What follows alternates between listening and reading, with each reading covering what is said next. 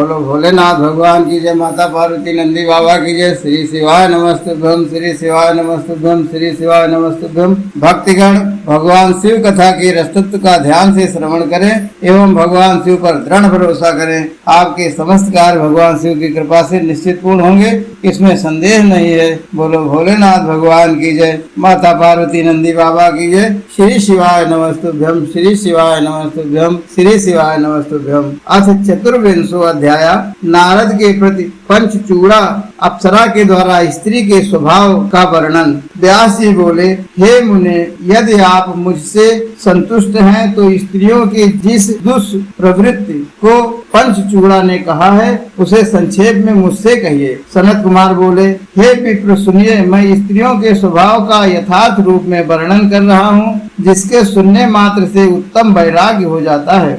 हे मुने, क्षुद्र चित्त वाली स्त्रियां सदा दोषों की जड़ होती हैं, इसलिए सावधान मुमुक्षुओं को उनमें आसक्ति नहीं करनी चाहिए। इस विषय में व्यभिचारिणी पंचचूड़ा के साथ नारद जी के संवाद रूप इस प्राचीन इतिहास को लोग उदाहत करते हैं। पूर्व काल में संपूर्ण लोकों में विचरण करते हुए बुद्धिमान देवर्षि नारद ने सुंदरी बाला पंचचूड़ा नामक अप्सरा को देखा।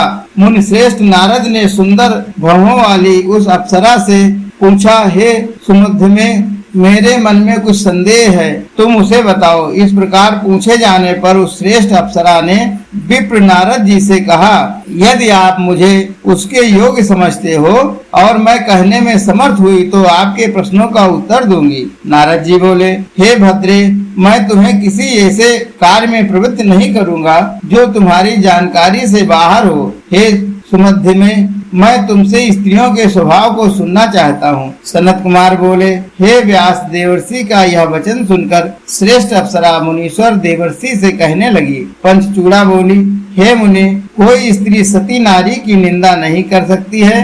जो स्त्रियां स्वभाव से जिस प्रकार की होती है उनके विषय में आप जानते ही हैं। अतः हे मुने, मुझे इस प्रकार के प्रश्न के समाधान में नियुक्त मत कीजिए। ऐसा कहकर वह श्रेष्ठ अप्सरा पंचचूड़ा मौन हो गई। तब उसका उत्तम वचन सुनकर देवर्षियों में श्रेष्ठ नारद जी लोगों के हित की कामना से उससे पुनः कहने लगे। नारद जी बोले, झूठ बोलने में दोष होता है, सत्य बोलने में दोष नहीं है, ऐसा तुम सत्य जानो। अतः हे सुमध्य में, तुम उसे बताओ। सनत कुमार बोले, इस प्रकार बताने के लिए बलात् प्रेरित किए जाने पर मनोहर हास्य वाली वह निश्चय पूर्वक स्त्रियों के स्वाभाविक तथा सत्य दोषों को कहने लगी। पंचचूड़ा बोली, हे नारद, कुलीन पतिमती एवं सुंदर रूप वाली स्त्रियां भी कभी कभी मर्यादा में नहीं रहती हैं, यही दोष स्त्रियों में है। इस प्रकार की स्त्रियां अपने पति के परोक्ष में बिना जाने हुए भी धनवान, रूपवान एवं अपने को चाहने वाले पुरुषों की कामना करती हैं और किसी की प्रतीक्षा नहीं करती। बोलो भोलेनाथ भगवान की जय, माता पार्वती नंदी बाबा की जय। श्री शिवाय नमस्तुभ्यम, श्री शिवाय नमस्तुभ्यम, श्री शिवाय नमस्तुभ्यम। हे प्रभु, हम जैसी स्त्रियों का यह एक बड़ा बुरा धर्म है जो कि लज्जा छोड़कर अपने पुरुषों का भी सेवन करती हैं। जो मनुष्य स्त्री को चाहता है उसके समीप जाता है एवं थोड़ा भी उसकी सेवा करता है, उसे स्त्रियां चाहने लगती हैं। बिना मर्यादा वाली स्त्रियां मनुष्यों के काम लोलुप न रहने से एवं पति आदि से भय से ही अपने पतियों की मर्यादा में रहती हैं। इनके लिए अमान्य कोई नहीं है और ना तो इनके लिए अवस्था का ही कोई निश्चय है। ये स्वरूप अवस्था कुरूप किसी भी प्रकार के पुरुष का सेवन कर लेती हैं। ऐसी स्त्रियां ना भय से, ना आक्रोश से, ना धन के निमित्त और ना जाति कुल के संबंध से ही पतियों के वश में रहती हैं। ऐसी स्त्रियां युवावस्था में इच्छानुसार वस्त्र आभूषण प्राप्त करने वाली व्यभिचारिणी स्त्रियों के साथ की अभिलाषा करती हैं। जो प्रिय स्त्रियां सर्वदा बहुत सम्मानित होकर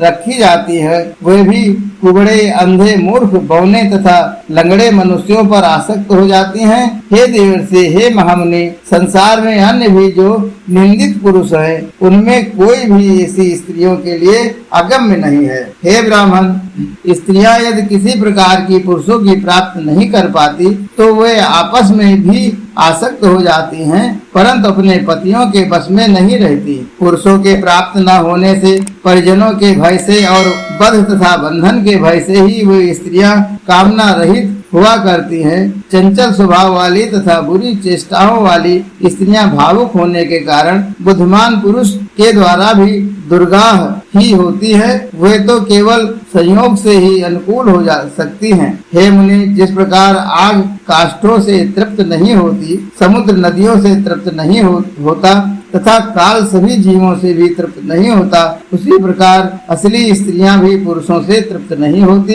हे देवर्षि, यह एक विशेष बात है कि पुरुषों का अवलोकन करने पर अस्थि स्त्रियों के अवयव विह्वल हो जाते हैं। सुगंध का लेप किए हुए एवं अच्छी तरह स्नान किए हुए निर्मल पुरुष को देखकर पानी से भरी मशक के समान स्त्रियों में अंगिक विकार परिलक्षित होने लगते हैं। दुष्ट स्त्रियां तो इच्छाओं को पूर्ण करने वाले, मान देने वाले, सांत्वना प्रदान करने वाले तथा रक्षा करने वाले प्रिय स्वामी के भी बस में नहीं रहती हैं। वह ना संपूर्ण कामों के भोग से और ना तो अलंकार तथा धन के संचय से वैसा सुख मानती हैं जैसा श्रृंगारिकता के परिग्रह से मानती हैं। काल कष्ट देने वाला मृत्यु, पाताल, बड़वानल, सूर्य की धार, विष, सर्प एवं अग्नि, ये सभी एक ओर तथा स्त्रियां एक ओर है। अर्थात इन काल की आदि का सामर्थ्य सम्मिलित रूप से ही स्त्री सामर्थ्य के तुल्य हो सकता है। हे नारद, ब्रह्मा ने जहाँ से पंच महाभूतों तथा जहाँ से लोक का निर्माण किया एवं जहाँ से स्त्री पुरुषों का निर्माण किया, वहीं से स्त्रियों में सर्वदा दोष का विधान किया है। अर्थात स्त्रियों के ये दोष स्वाभाविक हैं। सनत कुमार बोले, उसका वचन सुनकर नारद जी प्रसन्नचित हो गए और उसकी बात सत्य मानकर स्त्रियों से विरक्त हो गए। हे व्यास, इस प्रकार मैंने पंचचूड़ा द्वारा कहे गए स्त्रियों के स्वभाव को आदर पूर्वक आपसे कह दिया, जो वैराग्य का कारण है। अब आप और क्या सुनना चाहते हैं? बोलो भोलेनाथ भगवान की जय, माता पार्वती नंदी बाबा की जय। श्री शिवाय नमस्तुभ्यम, श्री शिवाय नमस्तुभ्यम, श्री शिवाय नमस्तुभ्यम। अपनी अपनी किस्मत का ताला तुम खोलते चलो, श्री शिवाय नमस्तुभ्यम तुम बोलते चलो, श्री शिवाय नमस्तुभ्यम तुम बोलते चलो।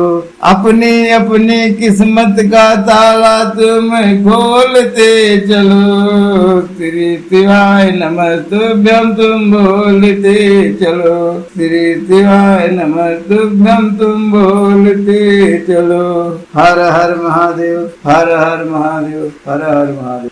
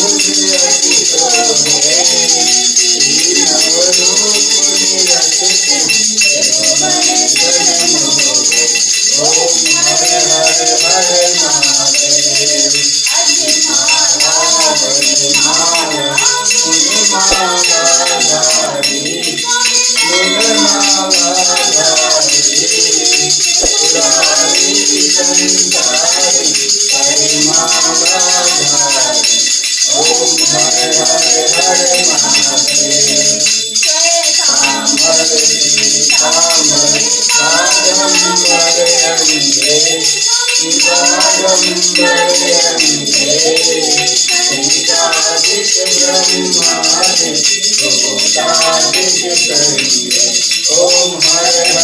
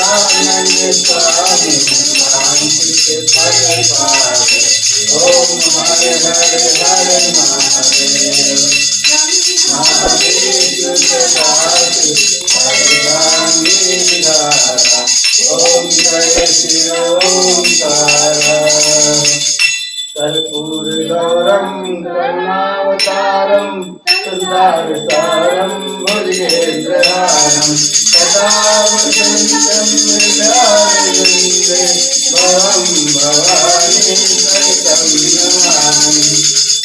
बोलो भोलेनाथ की जय।